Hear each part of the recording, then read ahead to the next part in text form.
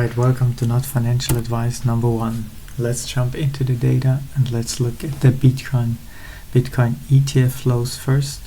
This is from Foresight Investors and shows the ETF flows in millions. So every day they show you how many millions were flowing into these ETFs or out of them. You also have the total for each trading day, and you can also see the total since inception of the ETFs in the beginning of 2024, and since then about 58 billion US dollar were coming into the ecosystem, which averages to about 130 million on any given trading day. And on the right side you can see the cumulative flows, and the flows kind of surge and then ebb, but the trend is kind of steady and it doesn't seem to have slowed down after the first year at all.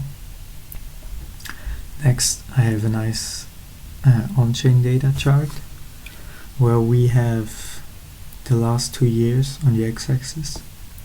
On the left side we have the price for this price curve in the background, but the main point here is this side where we have the number of coins that were spent on each day.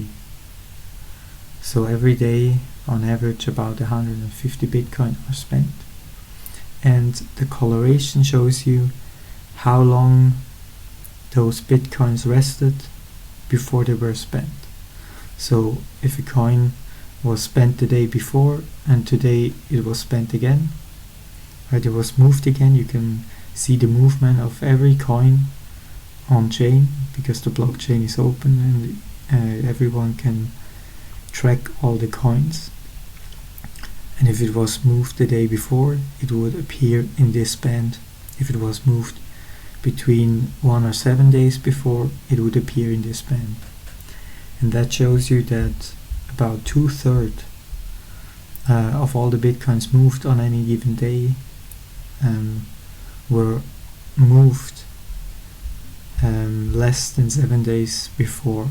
So there's a lot of short-term movement, and then about 1/3 of the coins has rested more than 7 days before they were moved again. And another thing here is that this is a 20-day moving average.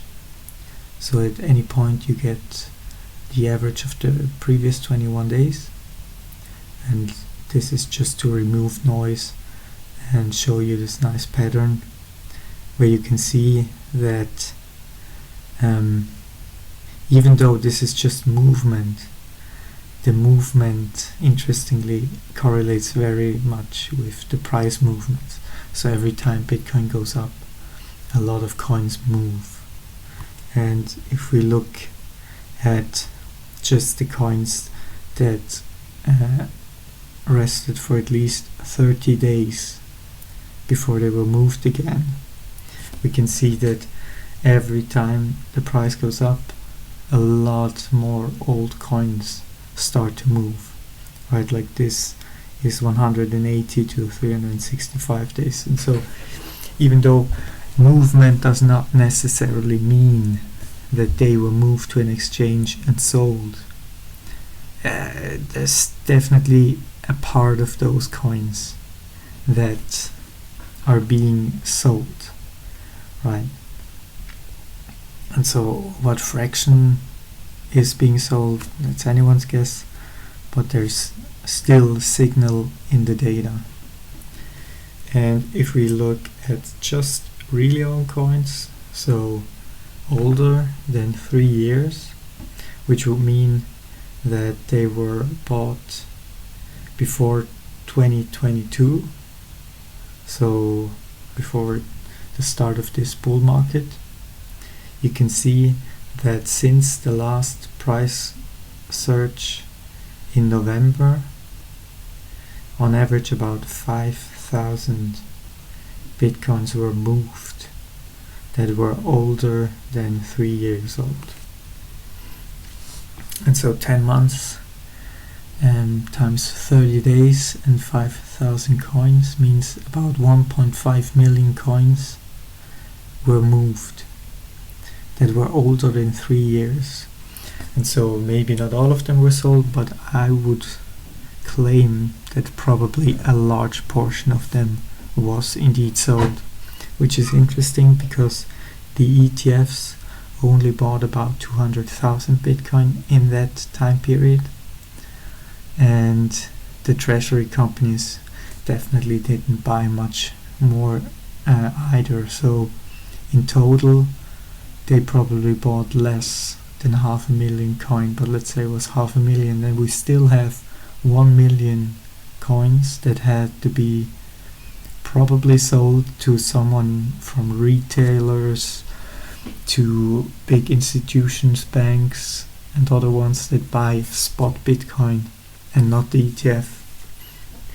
And so to me this explains why we were not really making a lot of progress price-wise, but it also indicates that there is a lot of demand out there, because I would still claim that most of those coins were probably sold. By the way, these charts are from researchbitcoin.net, and another way we can look at the data is to plot the number of coins at which price that they were last moved, right? And we can see some of these coins are really old. They were last moved below 20,000, and I have actually clipped it here at $2,000 because there's still a lot of very old coins that are probably lost, and this way it looks nicer. And so we can just see for every Bitcoin that exists at which price point they last moved, and this is the distribution as of today. And over here we can see the distribution in November 2024. This was the day just before we broke through 80k and made the jump to about 90 and then the 100k price range. And as you can see, the distribution back then was very heavily focused on the 60 to 70k area, because this is where we chopped around for a very long time. And since that day to today, about 7 million coins were moved.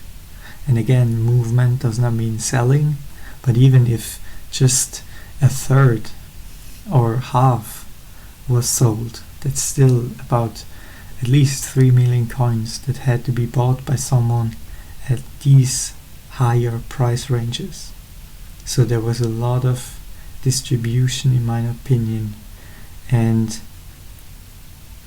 well, if it is stopping anytime soon is anyone's guess. If we look again at the previous chart, it doesn't seem like the sellers are getting exhausted. But then again, if the demand is higher, there could still be some price movement.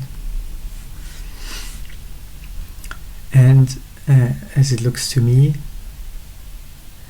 it seems that the 60 to 70,000 price range has been reduced substantially from, on average about 100,000 coins at those prices to down to about 50,000, which is also present in other price ranges.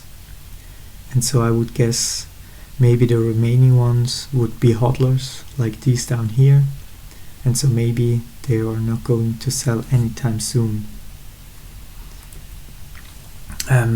We can also just plot the difference between the two distributions. So the difference between this one and this one looks like this. And here again you can see there was a lot of selling from all kinds of old holders, but most of the selling did come from the 60 to 70,000 price range. So those that bought the Chopsolidation there, many of them already sold again. And that is also an interesting point, because I guess you can see how likely these investors are to sell and at what upside. So as soon as they had about, I would say, 50 to 100% in gains, they were selling. Which means that many of these people here will probably also start selling at about 50 to 100% upside. So if we move again, I would say that we will stop at about 150 to 180. I really don't think we can push higher, because the sell pressure from these people will be immense. And if we only check out the movements or the difference between the distributions of the beginning of September to today, we can see that there is still movement from older coins, but mostly it is consolidation of these fast moving coins that consolidated in the current price range. Then for September we of course also had the first Fed rate cut, but I'm not sure how significant this is, because I don't know, people back here, I watched so many finance podcasts and everyone was telling, this is the fastest rate rising cycle in history, and there's no way that we're not gonna have a crash and recession and blah blah blah, and stocks are up, Bitcoin is up, gold is up. So I don't know, but generally I think it's probably bullish. If Powell continues to cut, we will have to see.